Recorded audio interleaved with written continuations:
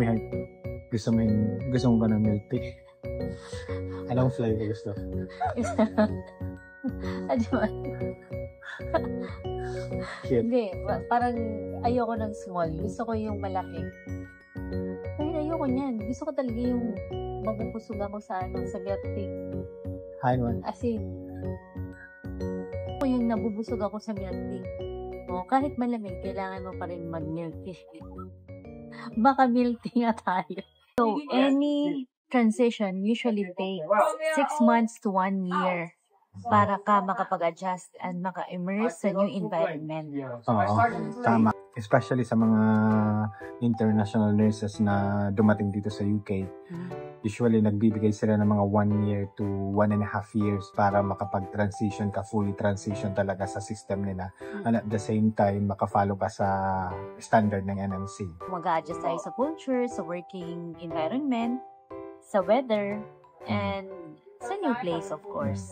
So, speaking pala sa working environment. So, alam naman natin sa international nurses is ginagawa na natin yung mga procedures na yun. So, hindi ka basta-basta dito pwede makapagdiretso lang ng pagbigay ka agad ng mga gamot. So, unlike sa Pilipinas na once makapasa ka and then mag-apply ka sa isang hospital, itutor ka lang nila, ibigyan ka ng few weeks para ma-orient, and then afterwards, regarding sa mga skills at kung ano yung gagawin mo, actually, in-expect na nila sa'yo na marunong ka. Diba? Which is the other way around pag nandito ka sa UK. So, dito sa UK, even though you are trained sa Pinas or sa ibang bansa, you still need to do the training para malaman natin kung ano yung mga policies and procedures that is according to their standards. So, kailangan mo ma-sign off sa mga procedure bago mo na siya magawa independently. Oo. So, yun. So, gagawa tayo ngayon ng checklist for a year. These are the skills that you need. Oo. Pero, it depends naman kasi you can complete this early or sometimes if you need more time, pwede naman. Parang this will just serve as a guide for you na makomplete siya within a year na nag-qualify ka and you have your PIN. Okay. At dahil may milk tea na tayo today, straw pala siya may. It's a very fine straw.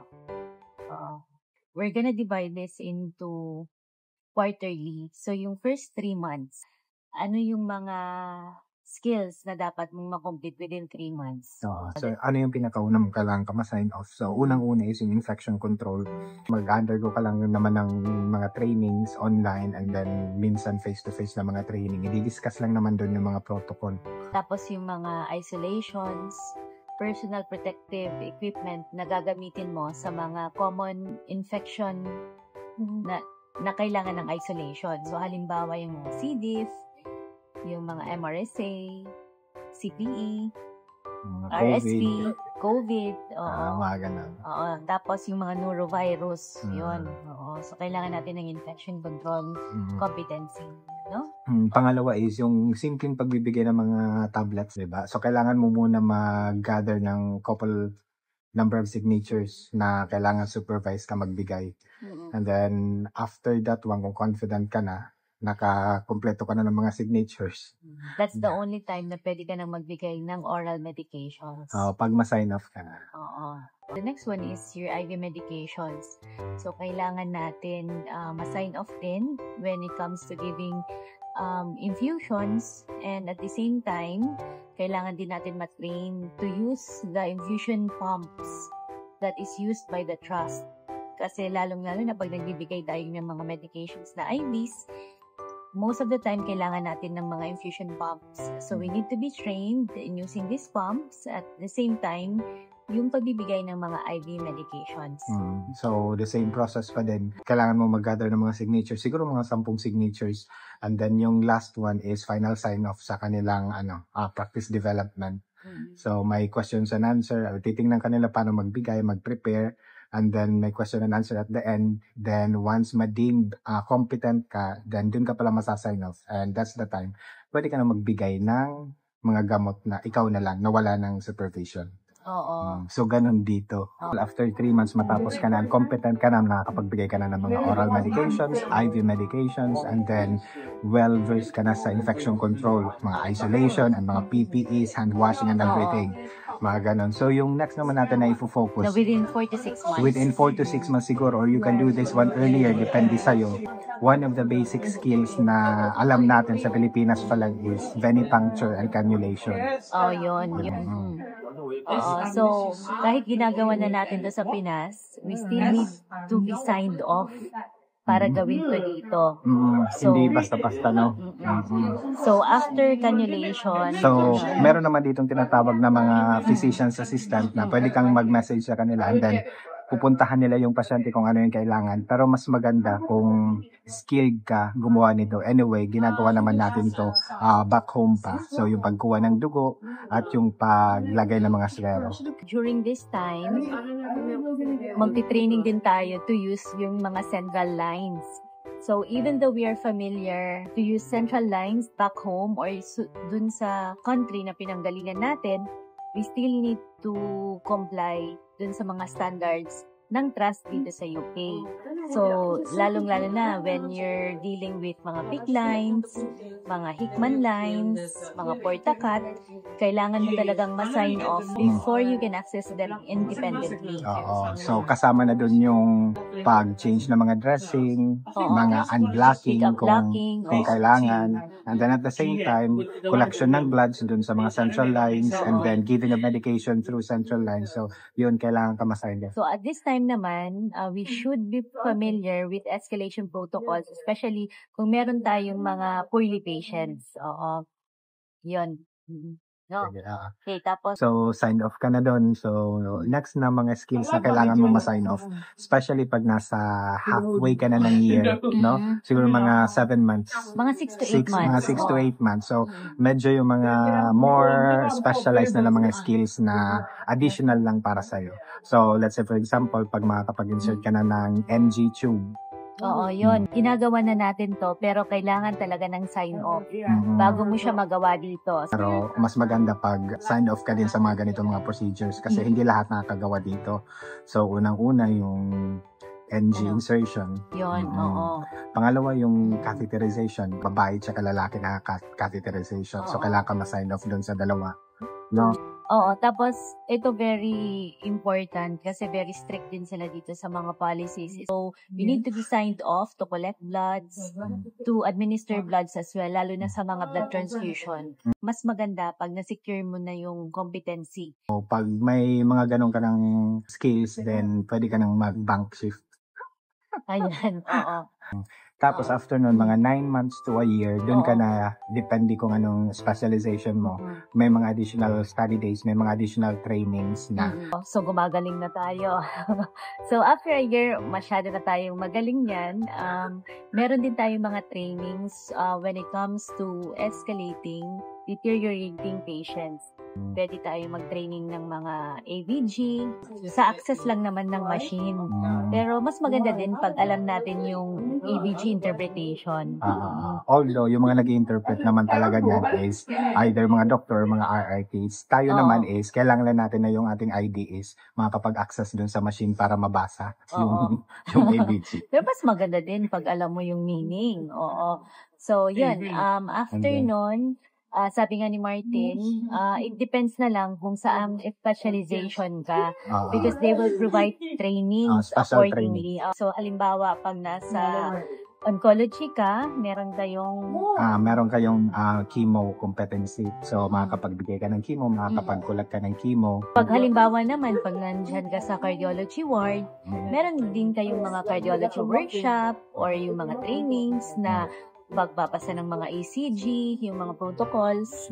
Sa ibang ward, meron silang mga TPN workshop. Tapos, parang sa dialysis siguro yun, meron din silang training sa mga filters. Siguro sa mga machines, mga special machines na ginagamit. So, kasi dito sa UK, yung nursing dito is by specialization. Always same naman sa Pilipinas, pero more on sa Pilipinas kasi naro-rotate tayo. Dito kasi kung saang area ka naka-assign, dun ka lang talaga. You can be assigned to a different area kung nagkukulang lang sila ng staff. Pero if you want to transfer, mag-a-apply ka. Kahit within the same hospital lang, pero you want to transfer to a different division, mag-a-apply ka pa rin dun sa vacancy. Hindi yung pwedeng ita-transfer ka lang or magre-request ka lang. Oo. Parang very specialized per organ, like respiratory ward, cardiology ward, merong mga gastro ward. Yung hospital na dito, yung every area is by specialization. Yun. So, dapat alam mo yung specialization na gusto mo. So, okay. So, nag 1 year na tayo. So, after a year, you will be expected to take charge. Lalo na sa ward ninyo. Or even earlier, pag alam nila na bibo ka talaga. Pabibo ka. Kung masyadong bibo ka, before 1 year, pwede ka na mag-take charge. Pwede ka din mag-volunteer. Kung gusto mo na talaga mag-take charge, bibigyan ka ng chance. Actually naman, sa mga international nurses katulad sa atin, alam naman natin yun kasi before pa tayo pumunta dito, alam mo naman yung screening sa Pilipinas. Parang pang Miss Universe. Oo, grabe yung yung interview. Oo, so bago ka pa makapunta dito, salang-sala yung pupunta dito. So, may experience ka na actually. So, mabilis ka lang makapag-adjust dito. Actually, yung adjustment mo lang dito is yung lugar, yung weather, paano dito makitungo yung mga tao. Pero when it comes to work, actually, alam mo na. You just have to make sure na mag-follow ka according sa standard nila. Kaya yun, binibigyan tayo ng 1 year na preceptorship training dito. I think 1 year to 1.5 year. Yun ang binibigay nila para makapag-adjust tayo sa work environment. Para smooth yung transition. Hindi tayo nabibigla. And minimake sure nila na yung practice natin is according sa standard nila dito.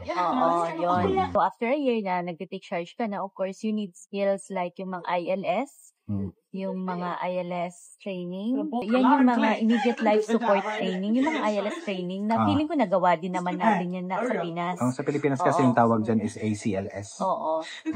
Pero, diba meron tayong BLS, tapos after BLS is ILS dito or ACLS under Philippines. Yun. So, meron ka ng ILS training, tapos you're able to take charge in the ward. Marami din tayong mga Band 5 study day. So, it will improve your knowledge, your skills, kung ano-ano yung mga training na pwede mong i-attend regarding communication, leadership, skills sa ward na very useful. Pwede mo yan na-training during your Band 5 study days. After nun, kung nakapag-adjust ka na talaga, well-adjusted ka na, then pwede kang mag-take over ng mga tinatawag nila dito ng link role. Yun yung advocacy mo sa ward nyo. So, let's say for example, meron tayo ditong link role as false advocate. Personally, ako naging false advocate ako before sa previous ward ko. So, meron kang special assignment na nagsasubmit ka actually ng mga reports at the end of the month or quarterly ata yung pagsasubmit doon ng mga reports. So, yung mga link role, yun yung advocacy mo sa ward mo. Parang i-make sure mo to spread the information sa team to prevent falls sa ward. So, these are the basic skills that you need to learn within a year as a UKRN. So, hindi, ang cute ng mga meron ako, may ka din daw at tunda ako na tiniga. May malaki. Ang cute ng store, meron silang malaking anong tawag nito, may heart? Boo. Ayan dito, acceptable sa kanila pag sinabi mo na hindi mo alam yung procedure. So dito actually pwede kang mag-say no. Pag hindi mo talaga alam yung procedure, they are happy na magsabi ka na hindi mo alam, pwede mo ba akong turuan? Kesa sa masyado kang bibo. Kasi masyado kang bibo at magkamali ka pa. Yun. Hindi yun acceptable. So, mas maganda na pag sinasabi mo na hindi ka comfortable, tapos tuturuan ka nila, after nun, pwede mo na siyang gawin pag confident ka na. So, it's okay to say no and it's okay to ask help. Grabe, sobrang lamig. Grabe, sobrang lamig. Pero sa totoo lang guys, malamig talaga. Kahit sobrang lamig, lalaban tayo. Hindi kami makapag-video sa labas kasi minsan sobrang ice. At minsan naman, madilim. Pero so far ngayon, malamig lang siya. Pero lumabas naman yung haring araw ngayon. So, okay lang maglakad-lakad. Pero kailangan naka-jacket ka talaga. So, ngayon, nandito tayo sa isang college dito sa Cambridge. Known as Downing College. Hindi namin alam kung ano yung mga tinuturo dito. Pero bukas yung gate. Bukas yung gate. So, pumasok kami. Pumasok lang kami. Actually, maganda siya mag-ikot-ikot dito.